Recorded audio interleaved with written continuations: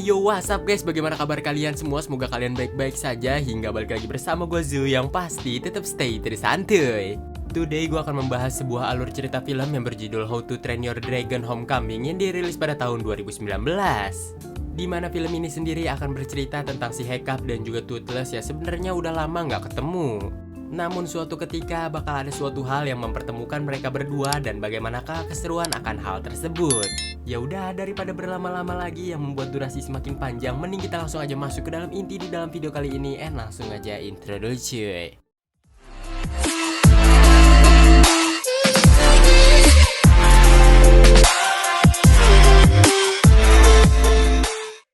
Scene pun dimulai di mana ada skip timeline setelah film ketiga, yaitu 10 tahun setelah perpisahan Hiccup dan juga Toothless. Di mana kota Newburgh sekarang merupakan kota yang sangat amat damai, dan di kota itu sendiri juga sedang diadakan sebuah acara.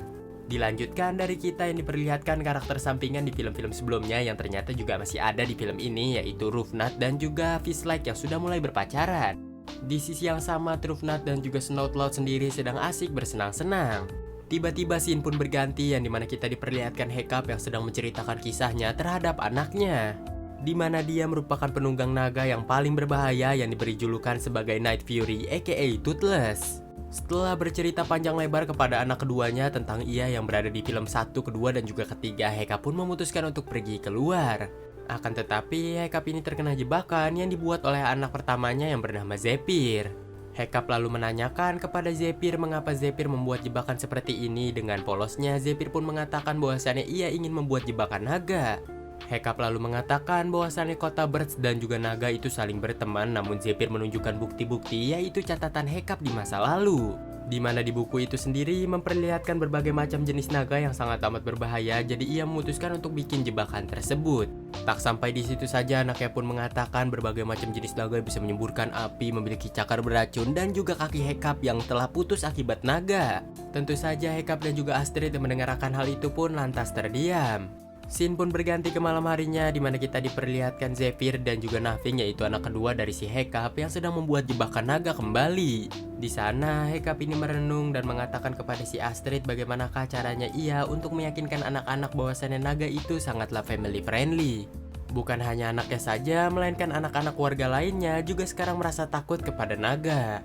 Astrid yang memiliki ide lalu mengatakan kepada si Hiccup kenapa mereka nggak membuat suatu pertunjukan mengenai naga pastinya, hingga Hiccup yang mendengar akan hal itu pun merasa setuju. Namun tak lama kemudian ia ini merenung.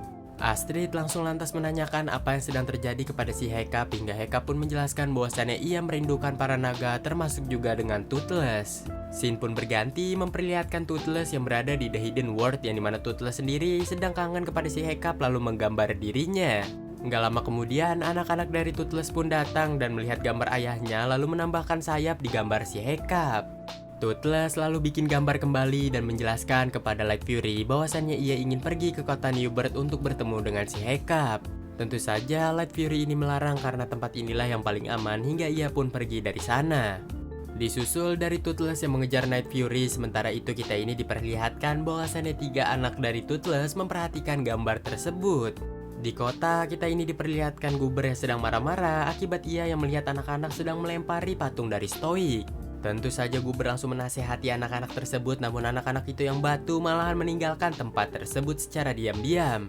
Nggak lama kemudian Hiccup dan juga Astrid pun datang, dan di saat itu juga lah Goober pun langsung curhat bahwasannya anak-anak Newburgh sekarang sudah mulai melupakan Stoik. Maka dari itulah Hiccup pun langsung menjelaskan rencana dia, hingga Goober yang mendengar akan hal itu pun merasa setuju. Goober pun langsung memberikan skrip kepada mereka semua, yang dimana skrip ini sendiri merupakan pertunjukan waktu Hiccup masih kecil. Hingga Hiccup yang membaca skrip itu pun langsung callback ke masa lalunya, hingga ya you know lah. Scene pun berganti kembali ke The Hidden World, di mana di sana kita ini diperlihatkan anak dari Toothless yang membangunkan 2 saudara lainnya. Di mana ia ini menjelaskan kepada 2 saudara lainnya bahwasannya ia ingin pergi ke kota Newburgh untuk bertemu dengan si Hiccup. 2 saudara lainnya mendengarkan hal itu pun merasa setuju, hingga mereka pun pergi bersama. Di kota kita ini diperlihatkan Hiccup yang sedang membuat sebuah kostum yang mirip sekali dengan si Toothless agar dipertunjukkan nanti anaknya yaitu Zephyr suka terhadap naga. Setelah akan hal itu, Hiccup pun memutuskan untuk pulang sejenak, namun gak lama kemudian ia pun terkena jebakan kembali yang dibuat oleh Zephyr.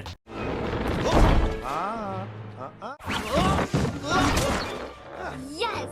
Beralih kepada Toothless yang sedang enak-enaknya bobo, namun Light Fury yang menyadari bahwasannya anak-anaknya tidak berada di sana, ia pun langsung membangunkan Toothless dan bergegas mencari anaknya. Scene pun berganti keesokan harinya di mana kita diperlihatkan Hiccup yang sedang mengadakan audisi mencari dirinya. Hingga yang terpilih adalah Trufnut yang akan memerankan dirinya. Dilanjutkan dari Hiccup yang mencari pemeran ayahnya yaitu Stoic, hingga berbagai orang pun sudah didiskualifikasi oleh dirinya dikarenakan tidak mirip. Peserta terakhir pun naik ke atas panggung yang ternyata adalah Fishlike, lalu dengan lantang Fishlike ini mengatakan hal-hal yang pernah dikatakan oleh Stoic dan 100% mirip. If I don't return, it's for you. Know that all I am, all I do. Di saat Hiccup akan memilih Fishlike, namun Guber ini tidak merasa setuju yang dikarenakan dia yang lebih cocok untuk memerankan Stoic. Di saat Guber ini akan berperan dan menunjukkan skill-skillnya terhadap si Hiccup, ia ini selalu menangis mengingat si Stoic. Scene pun berganti memperlihatkan anak-anak dari Toothless yang sudah tiba di Newburgh, di mana mereka langsung mencari si Hiccup. Setelah berkeliling kota, mereka bertiga pun masuk melalui bawah panggung dan di sanalah mereka ini melihat si Hiccup. Mereka bertiga yang ingin melihat acara itu memutuskan untuk pergi ke tempat yang agak lebih tinggi, namun mereka ini tanpa sengaja malahan bertemu dengan domba. Setelah menghindar dari domba itu, mereka pun sampai di tepi jurang, di mana di sana mereka pun akan melihat acara itu. Namun secara mengejutkan, tiba-tiba Toothless dan juga Light Fury berada di belakang mereka, yang dimana di saat itu jugalah Toothless pun marah kepada anak-anaknya. Salah-salahan pun dilakukan oleh mereka hingga tak lama kemudian tiba-tiba acara pun dimulai.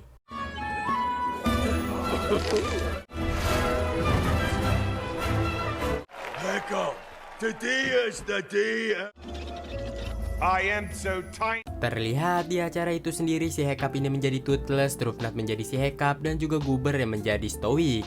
Acara pun berlanjut ketika Night Fury datang di sana, namun Guber yang gak bisa menahan air matanya memutuskan untuk nangis dan juga mengelap air matanya di sebuah tirai, namun tanpa sengaja jenggotnya ini terbakar. Acara sendiri juga dibuat semakin keruh ketika dua sejoli memutuskan untuk ciuman dikala acara sedang berlangsung, yang membuat acara pun makin hancur.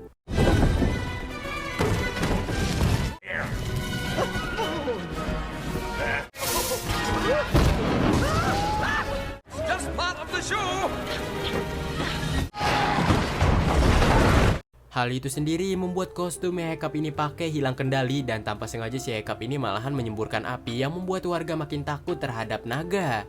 Dari sanalah Hiccup yang makin lama makin gak kuat menahan bobot dari kostumnya, pada akhirnya jatuh ke jurang. Tentu saja Toothless yang menyadari akan hal itu langsung dengan gercep menolong si Hiccup.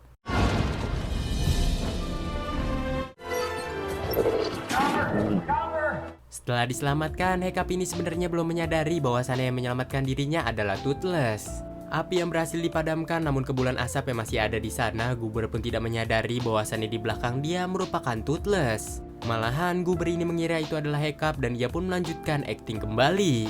Wounded and crushed and lost. Di saat itulah pertunjukan pun pada akhirnya berjalan sesuai rencana, yang dimana warga Newburgh yang baru telah menyadari bahwasannya Newburgh yang lama ternyata berteman oleh naga.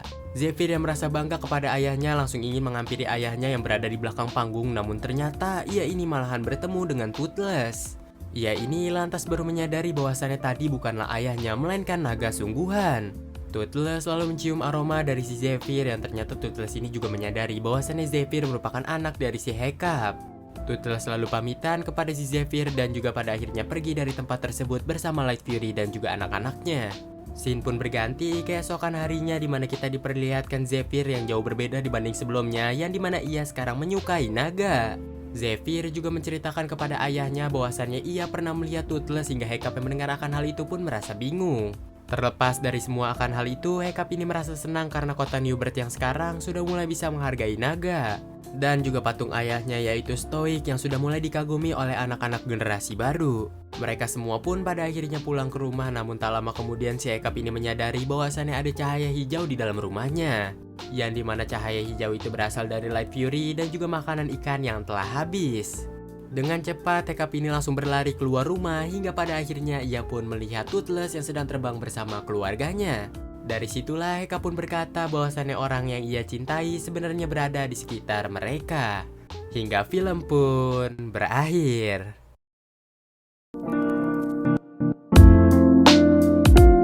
Hingga bagaimana nih guys menurut kalian? Jujur menurut gue sendiri film ini kurang greget ya nih, karena kan durasinya hanya 20 menit.